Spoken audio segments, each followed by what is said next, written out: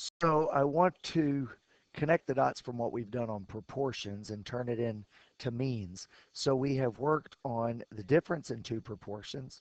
Say it's a confidence interval where we went p hat 1 minus p hat 2 plus or minus z star times the square root of p hat 1, 1 minus p hat 1 over n1 plus p hat 2, 1 minus p hat 2 over n2.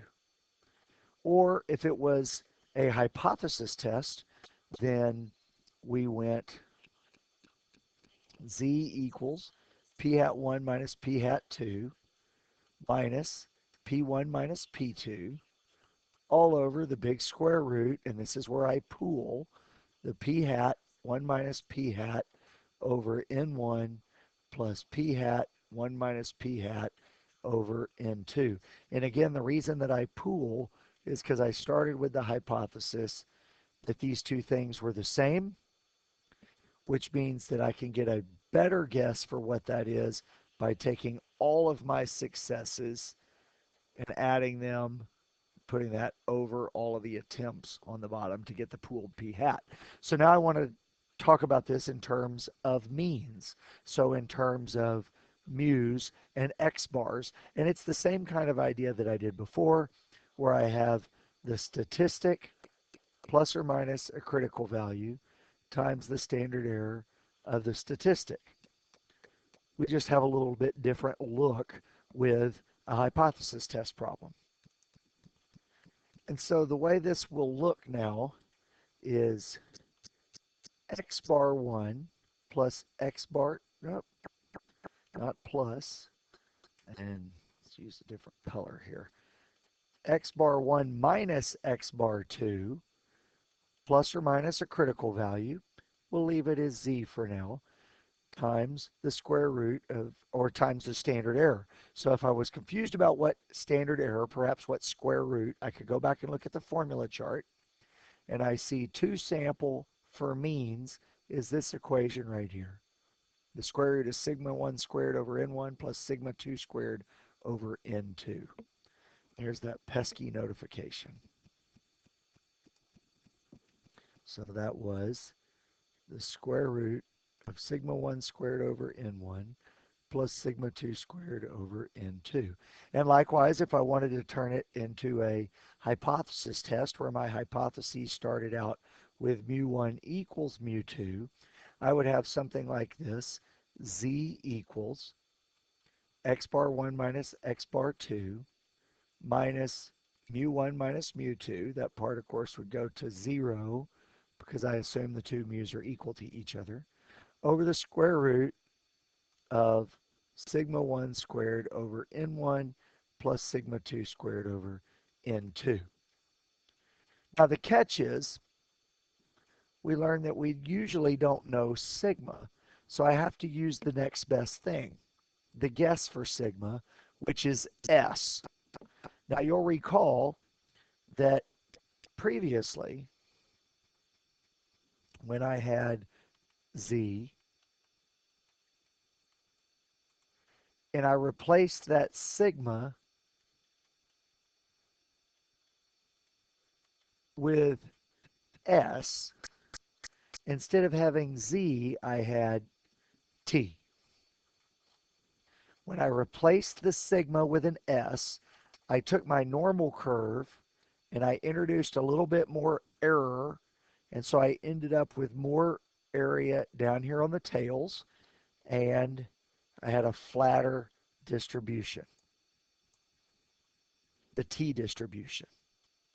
So going here, you would think when I replace those sigmas with s's that I would end up with a t distribution. The problem is now I'm not replacing one sigma with s, I'm replacing two sigmas with s. So in fact, this is not the t distribution, it is some other distribution. That's the bad news. The good news is the t distribution does a pretty good job of approximating this other distribution, so we're just going to keep using the t distribution. You'll recall also that the t distribution introduces degrees of freedom. So degrees of freedom for these formulas are a little bit more complicated. First, we have what we call the conservative degrees of freedom. The conservative degrees of freedom is going to be the smaller of n1 minus 1 and n2 minus 1. So pick the smaller sample size, subtract 1, and use that degrees of freedom. That'll give you a pretty good idea. An even better guess is to use this formula for the degrees of freedom. It's S1 squared over N1 plus S2 squared over N2 squared all over 1 over N1 minus 1 times S1 squared over N1 squared plus 1 over N2 minus 1 times S2 squared over N2 squared. Now that's a really good formula for the degrees of freedom, and the bad news is that formula isn't on the formula chart. The good news is you don't have to remember it, because when you do these problems on your calculator, it will give you the actual degrees of freedom from this formula, which is usually a decimal value, and it'll also give you the p-value. If you didn't have a calculator, you would use this much simpler method of picking the smaller number and subtracting 1 and using the conservative degrees of freedom. So the way this will play out is my two formulas will be x bar 1 minus x bar 2 plus or minus, and we'll use t star times the square root of S1 squared over N1 plus S2 squared over N2. Or if it's a hypothesis test, the t-test statistic will be x bar 1 minus x bar 2 minus mu1 minus mu2 all over the square root of S1 squared over N1 plus S2 squared over N2. Now you'll also notice that when you